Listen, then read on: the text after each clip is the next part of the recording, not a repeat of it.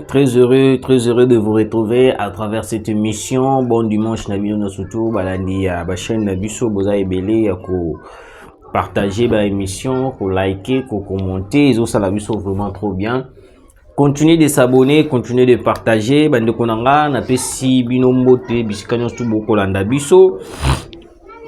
Na pesi aussi bon dimanche et puis moté na maman la présidente Pauline Lumumba wazolanda biso depuis quelque part.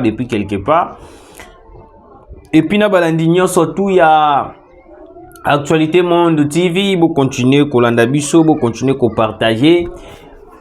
Bande konangai na ye lisusu pona ko pesa pe mbote lisusu na mama Fifi Masuka wazolanda biso. Maman moko malamu, la gouverneur compétent, ozo sala musala na comme il faut.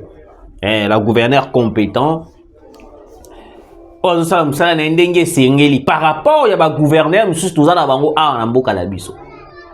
Nous avons un gouverneur un gouverneur ya Kinshasa o wapi abimisela biso ba maloba, aloba kanaye, mais sur le terrain rien ne marche.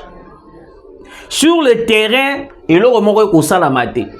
Mais il faut tous Daniel Bumba, il ne fait rien. Moi je vous dis, il ne fait rien.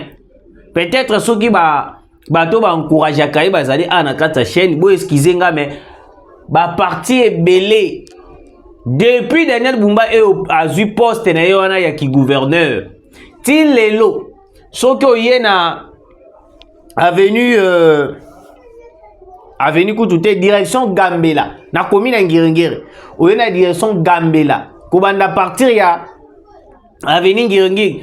Tina Prince Kasavubu. Avenue Prince Kasavubu wala. Ndela eza ya ko bemba na ndenge moko ko sakanate, mais alors que nous avons un gouverneur.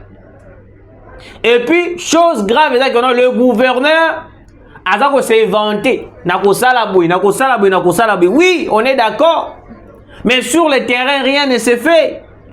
Monsieur le gouverneur, si vous n'êtes pas compétent, alors il est temps de laisser la place à quelqu'un qui est compétent. Oui, Toyozoya na politique qui était à qui dialelo. Il faut suivre l'exemple ya mama Fifi Masuka. Ndengeni na ko bongi sa province nae. Ndengeni na ko bongi sa place o yaza ko gérer. Félicitations vraiment na mama Fifi Masuka na o ako sala et zo komona na vraiment que non réellement que non. Mboka na biso et zana bato bazali compétent bazali ebele. Alors, j'ouvre la parenthèse. Très chers Congolais, Justin Bitakwira vient d'accuser Kagame, le Rwanda. Place au wapi Justin Bitakwira bimisi ba vérité. Et dans l'actualité, moi, lobby maloba lobby na CPI na pour une fois, na apprécié analyse, il y a Justin Bitakwira. Boyo Kanon, Marambo Justin Bitakwira lobby. Le député national Justin Bitakwira accuse les Rwandais d'avoir infiltré des FARDC. Selon lui, ces éléments issus des groupes rebelles comme le RCD, le CNDP, les M23 etc. seraient en contact direct avec le président rwandais Paul Kagame. Il a totalement raison. Oui, il a totalement raison. Pourquoi j'ai dit qu'il a totalement raison? Dans le régime, il y a 18 ans que Kabila est président de la République. Les Rwandais avaient infiltré le FARDC. Place au wapi oyo moino nzanga mislaki biso grande vérité en disant que plan stratégique ba Rwandais zalaki ndenge ba infiltrer ba nakata ba infiltrer biso na armée na biso FARDC. Départ ya Kabila. Le FARDC ba militaire ba ko ba infiltrer ki biso. Il faut pas ça là une grande rébellion. Nakata grande rébellion wana tango ba ko kende na ba partie est. Basali déclaration bazu ba parti na ba annexer na Rwanda. Yango moni Tshisekedi quand il est entré au pouvoir, tout d'abord on a commencé les recyclages et puis la neutralisation de tous les infiltrés dans la armée congolaise. Donc aujourd'hui, Kagame avait la possibilité d'infiltrer l'armée congolaise pour qu'en retour, on bénéficier de avantage, qu'on bénéficie de la balkanisation. Excusez-moi, on est qui prévu pour quelques temps. N'ayez pas beaucoup comprendre. Alors, Justin Bitakwira ya lobi boy. Et dans la RCD, et dans la CNDP, dans la M23, et dans la AFC. Bango nyonso wana en contact direct na Paul Kagame. Wana à cité. Pourquoi? Parce que tout le groupe rebelle oh bazali presque na est de la République, bango nyonso wana bazali ba pio na Paul Kagame. Parce que Kagame avait infiltré les Congo à travers l'appui à Joseph Kabila Kabangi. Parce que Hippolyte Kanambe Kazembere azalaki une personne mieux placée on va dire que ça une facilitation na kati ya pouvoir na ye pour que non le Congo et bana kozala infiltré ba kozala balkanisé dans les jours à venir. Vous comprenez? Si qu'on a mis Nitoyo accuser le Rwanda c'est bien, accuser Paul Kagame c'est bien, Justin Bitakwira, mais na minute oyoyo les grands problèmes, la plus grande problème au tozali na yango oyo wapi soki tosali yango et kozala avantage ya biso zali il faut nde to kangande Kabila parce que Kabila zalaki lokola pacificateur, Kabila zalaki lokola moto bane ko faciliter nyonso to esalama. Parce que pour que nos Kagame kota na kati mboka ayeba na ko infiltrer biso ayeba na ko sala nyonso tout, c'était grâce à la bénédiction de Hippolyte Kanambe Kazembere. Oui, c'était grâce à la bénédiction de Hippolyte Kanambe Kazembere. Alors vu que nos Kazembere Hippolyte Kanambe aya bani ko aya faciliter infiltration basali kuna bango na kati ya kuna bango balobi départ nanga il faut to infiltrer to balkaniser mbalamako Congo parce que ceux qui botiki sous temps ebele le Congo et kozala sécurisé nde yango baluka tant départ à Kabila ekei yango yo kaki bato perdre na FCC ba amne ko bandela maluba o chaque fois na kata ko bandela maluba bane ko bani Félix Tshisekedi il faut à travailler na biso soka travailler na biso te akomona loko ekomela ki musée par là baninga ki balubani baninga baluba keno Félix Tshisekedi il faut amema mandenge biso to mema maki signer des accords avec le M23 service des renseignements congolais en Rwanda et que notre dans la sous esclavagisme ya ba occidentaux. Est-ce que vous réfléchissez un peu très cher Congolais? Est-ce que vous réfléchissez un peu? Donc les loyo biso ba Congolais to lungwe na étape A to qui est dans l'étape B, mais to zongi na étape A+. Donc aujourd'hui, les Kabilistes voulaient à tout prix conclure, réaliser leur plan de la balkanisation de la République démocratique du Congo. Parce que le roi Tshisekedi d'abord yango, Tshisekedi a rejeté yango pour na bango et comme il aura la perte. Ne yango moni ba komi ko sala e bitumba nyo surtout tout là. Deuxième point, Justin Bitakwira lobi boy. La stratégie que la RDC est en train de jouer avec l'état terroriste du Rwanda pour mettre fin à la guerre de l'Est de la RDC, il faut que ce petit pays soit frappé. On ne négocie pas avec les terroristes. Je l'avais dit ici à plusieurs reprises. Nalobaki yango ke non. Eloko nyonso tout okosala na Rwanda na Luanda kuna. Nyonso tout okosala na Paul Kagame na Rwanda. Eza ko lekisa biso temps. Oui, excusez. Eza ko lekisa biso temps. Pourquoi zo lekisa biso temps? Parce que tango biso to kosola na Luanda. Le M23 de leur côté baza ko se renforcer. Tango biso to ko lukaka ba solution na Luanda. Les M23 de leur côté baza ko récupérer toujours la position na biso. Quand est-ce que nous allons attaquer? Quand est-ce que nous, les Congolais, nous allons attaquer?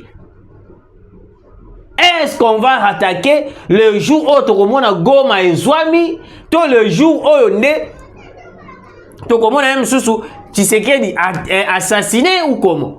Parce que la minute où le preuve tangible pour attaquer le Rwanda, nous surtout est en place. Malgré la communauté internationale, mais non, nous devons attaquer, il est temps d'attaquer le Rwanda. Quand est-ce que nous allons continuer à observer, les cesser, les faire observer? De va-et-vient. Mais très chers Congolais, écoutez. Écoutez, très chers Congolais. C'est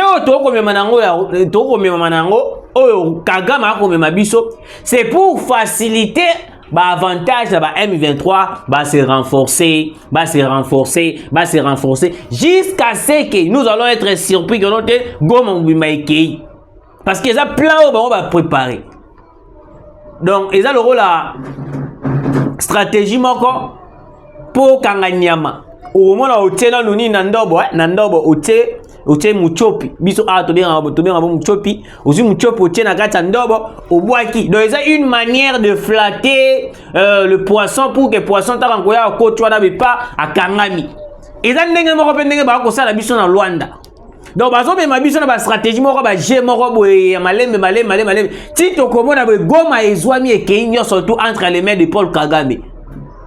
Monsieur le président de la République, Monsieur le président de la République, en ce moment, la population de l'Est de la République, bazako senga na biso, ba Congolais, il y a bonne foi, et puis bazako senga na yo étant que président, le garant de la nation, il faut toi attaquer directement Kigali. Oui, il faut toi attaquer directement Kigali. On n'a plus besoin d'attendre. Toutes les pourparlers sur la Luanda, Kagame n'acceptera jamais. Kagame ne sera jamais d'accord de laisser les sols congolais sans pourtant avoir encore moko oiwapi et qu'on permettre à avoir minérer. A condimate, donc abimane kabe simplement sans pourtant avoir de minérer. Kagame a condimate. Alors, il y a un moment où Justin Bitakwira lobby que non, nous devons attaquer directement, nous devons frapper. Nous devons frapper les Rwandais. On est en train de perdre le temps pour rien. Batoana ba comme ma biso ba stratégie à lengo. Tito komona batoana pe bazi ba infiltrer biso ba koti et puis biso to tikali kaka boye to bandi ko réfléchir en trouvant des moyens. Alors que nous avons la capacité ya koyeba na ko atteindre bango depuis Goma. Vous comprenez? Vous comprenez, très chers Congolais. Alors, Justin Bitakwira a lobby PO et Sengela Kialoba. Alors que moi aussi, j'avais donné l'idée au président de la République que non, dans le stade,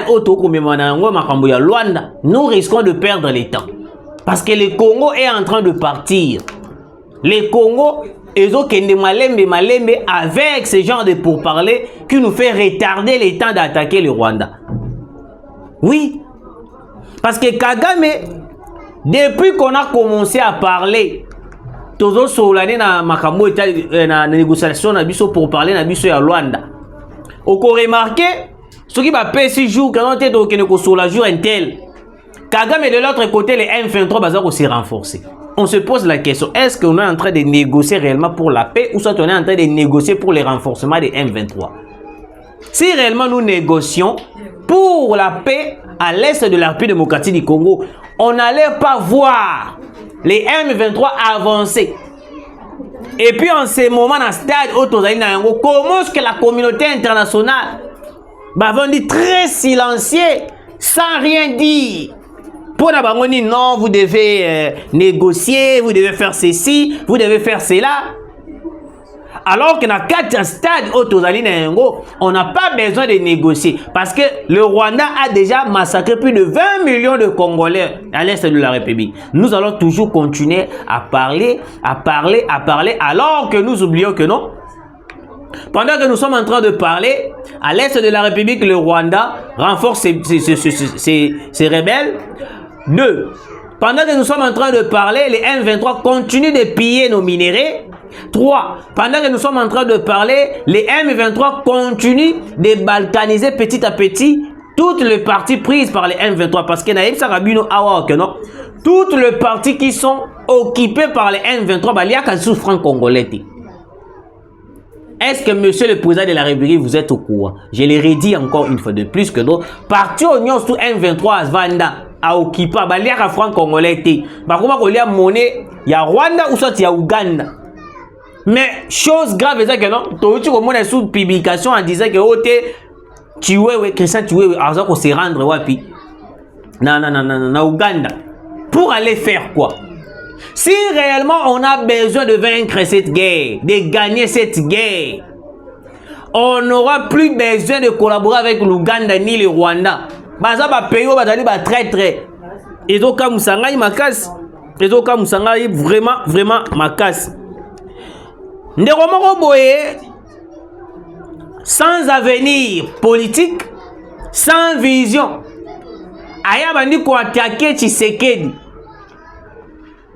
Ndéromoko baza dans la vision té, il n'a pas de carrière politique. Aya bandi ko attaquer monsieur le président de la République Félix Antoine Tshisekedi Tshilombo. Alobi boye wana nani? Presse Peng alobi. Si Félix touche un seul article de la Constitution maintenant, il va être chassé du pouvoir d'une manière ou d'une autre. Muzitu est utilisé comme un petit testeur électrique. Malheureusement pour lui, le peuple c'est 6600 volts. Félix lui envoie en mission suicide. Wana suicide. Nous sommes prêts à chasser Félix s'il ose. Wana nani Presse Peng. Presse Peng alobi soki Tshisekedi ameki ko simba ata article moko ya constitution. Bako bengana ye lokola mbwa. Moi je me suis posé plusieurs questions. Presse Peng aza nani na mboka oyo pour que le bagano ya ko bengana Tshisekedi. Si réellement Presse Peng il a des compétences politiques, pourquoi il n'a jamais été consulté par rapport à l'idée politique? Presse Peng. Et puis Presse Peng a le dit que non, Muzitu allait utiliser et puis Félix Antoine Tshisekedi.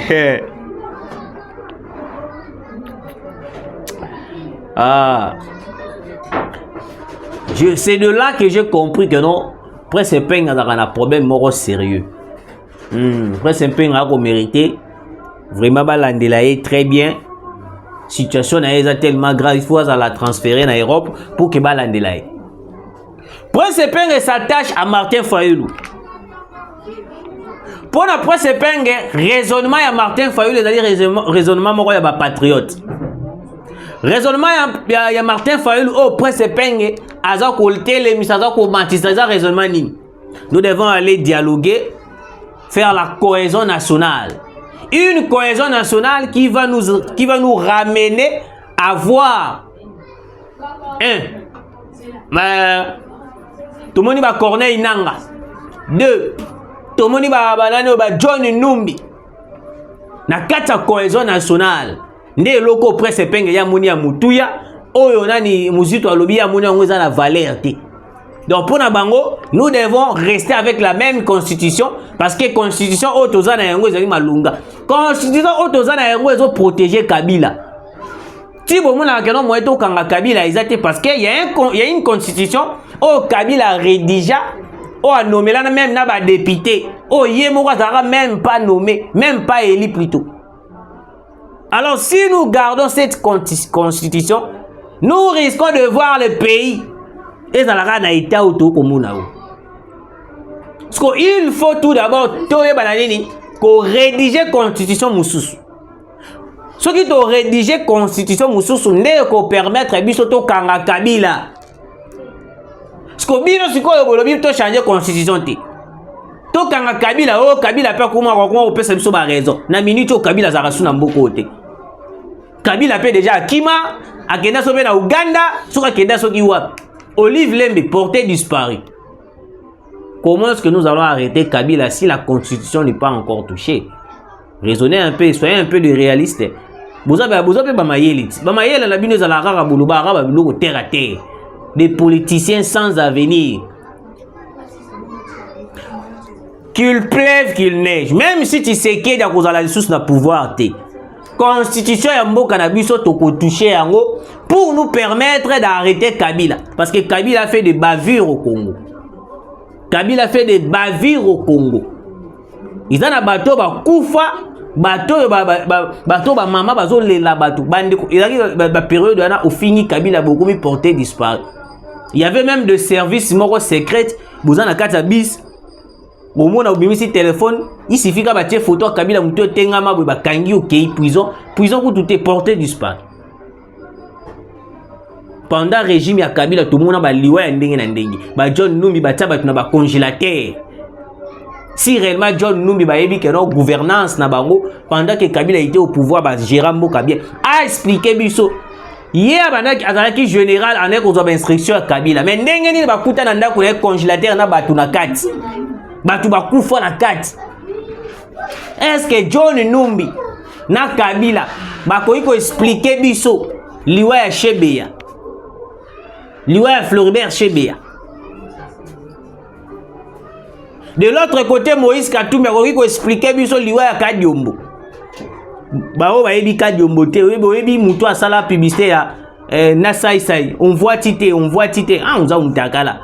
Kadiombo. Il disait des vérités, Moïse Katumbi ba yebi plani basala. Lelo azana se ya babele. Tokei mosika te tozongi lisusu awawai. Cherubin Okende assassiné par le régime et plutôt par des politiciens ba Moïse Katumbi ba Kabila ba Sangani. Pourquoi? Parce que Cherubin Okende avait compris que notre politique qui a Congo ce qui n'a continué. Comment est-ce que on est des opposants mais nous cherchons à tout prix à quoi na ko sala makamuluko la ndeti toza ba opposante. Yango moni à chaque fois na lobaka il faut perquisitionner Kingakati. Batebele bakenda ko sala visite na Kingakati bakoti Kingakati batele mais ils en a ba parti mususu na Kingakati bakota raté. Ta degré Kingakati na munene na bomona kana boye izaka na aéroport na kati. Ngala ni tuna ka question Kabila voyagera na butu akendaka wapi et puis aéroport o batana na kati ya Kingakati c'est pour faire quoi? Yango lo moni to sengaka na demiap na année. Il faut déployer des drones militaires et perquisitionner Kingakati depuis le Kolo. Parce que Kingakati, d'après des informations, tout d'abord, pétrole est à Kingakati. Minerais à Kingakati, on a beaucoup de pétrole. À part, on a Kabila a un barrage électrique, courant et Kingakati. Troisièmement, Kingakati est hébergé de militaires non identifiés et puis de militaires qui n'ont pas l'apparence des Congolais. C'est ainsi que vous devez perquisitionner Kingakati. Ce qui vous perquisitionner Kingakati, c'est de continuer à lire Makambo ou Karaboui.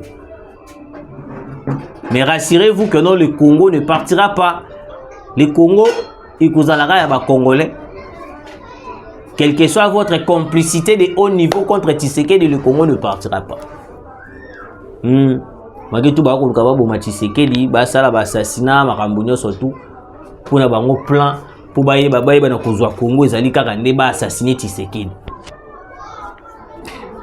Alors très chers abonnés, vous qui nous avez suivis de partout, merci de continuer de partager, de liker et que ça la biso vraiment trop bien. To silisi awawa. Mais là on a obeta seteza gouverneur ya ville Daniel Bumba incompétent na ndenge moko ko saranate. Je le dis clairement, il est incompétent.